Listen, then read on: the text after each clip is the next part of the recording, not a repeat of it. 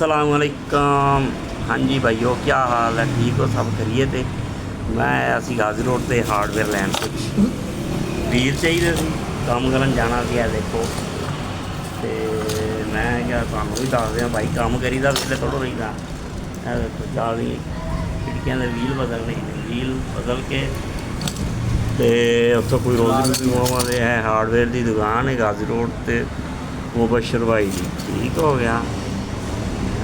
तो इन्हों ने देखो बेहतरीन दुकान बनी गाजी रोड से, इतों असी समान लईदा तो बड़ा इन्हों का कारोबार अच्छा है तो सस्ते भी ने, है नहीं महंगे। यह बंदा तो वैसे ही शहजादा है ना, तुम देखोगे जो आओगे तो कुर्सी पर बैठा होएगा तो काम घट ही करता। तो चैक करो हर चीज़ इन्होंने कोल हार्डवेयर शीशे के गिलास के एलमूनीयम के मतलब पई है।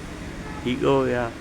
तुम दिखाना इत्थों देखो, इत्थे आईदा है चुप करके इन्होंने कोलों समान लईदा, चुक्की दा जाके मजदूरी अपनी कर आई दी, मजदूरी करके तो शाम को जाके खा के तो सौ जाईदी। ठीक हो गया। यह देखो रबड़ हर किस्म की इत्थे रखी इन्होंने, स्टोर बनाया बड़ा ज़बरदस्त करके।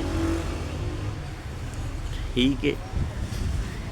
मैं देख दोपहर का टाइम है तो गाहक शाहक ज़रा सुते ने, बस मैनू ही नहीं सी नींद आ रही। मैं क्या चलो जाके तो काम कर लीए, रोज़ी रोटी कमा लीए।